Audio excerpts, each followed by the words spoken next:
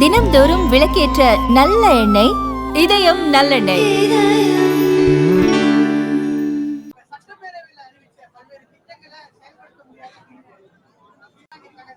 ஆனா இன்னைக்கு சட்டப்பேரவையில ஒரு அரசு திட்டத்தை அறிவிக்கும் பொழுதே சாதாரணமா அறிவிக்க மாட்டாங்க. அந்த துறையினுடைய செயலாளர் அந்த திட்டம் பாலிசி நோட் அதையெல்லாம் பார்த்து தயார் செய்த பிறகு சட்டமன்றத்துக்குள்ள மக்கள் சபையில ஒரு மந்திரி பெருமகன் எந்திரிச்சு நாங்க இந்த திட்டத்தை அறிவிக்கிறோம் சொன்னாங்கன்னா it's a word of the government. ஒரு வேர்ட் ஆஃப் த கவர்மெண்ட் எவ்வளவு பவர்னாங்கன்னா ஒரு 100 ரூபாய் 200 ரூபாய் தாளை அச்சடித்தா அந்த தாளுக்கு என்ன மரியாதை இருக்கும்? ஏன்னா அரசனுடைய வாக்கு. ஒரு 100 ரூபாய் நோட்டை அடித்த பிறகு நாங்க அடிக்கலின்னு சொல்ல முடியாது.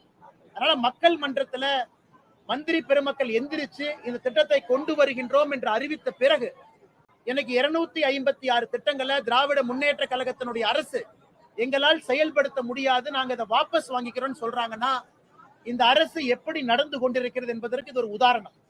அரசு தான் கொடுத்த வாக்கையே காப்பாற்ற முடியலனா எதற்காக அரசு கட்டில் அமர்ந்திருக்கின்றார்? அதுவும் சட்டமன்றத்துல கொடுத்த வாக்கு, தேர்தல் பிரச்சாரத்துல கொடுத்த வாக்கு கிடையாது. பொதுப்படையாக பத்திரிகை நண்பர்கள் முன்பு கொடுத்த வாக்கு கிடையாது.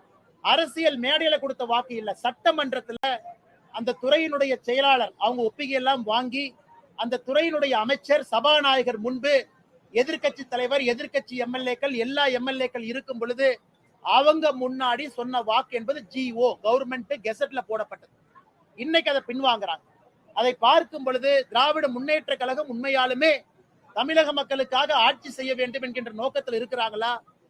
அந்த நேரத்துல மக்களுடைய கோபத்தை சமாளிப்பதற்காக ஏதாச்சும் ஒரு பொய்ய சட்டமன்றத்துல சொல்லிட்டு தப்பிச்சுக்கலாங்கிற மாதிரி இருக்காங்களா? இன்னைக்கு 256 சட்டப்பேரவையில் அறிவித்த திட்டங்களை வாபஸ் பெறுவதை நாங்கள் கண்டிக்கின்றோம். அதை முதலமைச்சர் அவர்கள் வாபஸ் பெறுவதை திரும்ப பெற்று அந்த 256 திட்டங்களையும் அவங்க செயல்படுத்தக்கூடிய மற்ற திட்டங்களோடு இதையும் செயல்படுத்த வேண்டும் என்பது எங்களுடைய